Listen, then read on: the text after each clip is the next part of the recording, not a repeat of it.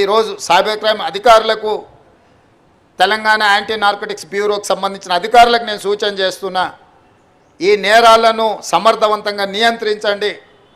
ఇందులో సమర్థత ప్రదర్శించిన వాళ్లకు మీకు ప్రమోషన్స్ ఇచ్చే బాధ్యత మా ప్రభుత్వం తీసుకుంటుంది. గతంలో అంతర్జాతీయ తీవ్రవాదులను టెర్రరిస్టులను పట్టుకుంటే అందులో కీలక పాత్ర పోషించిన అధికారులకు పదవి ఉన్నతి కల్పించేవాళ్ళు.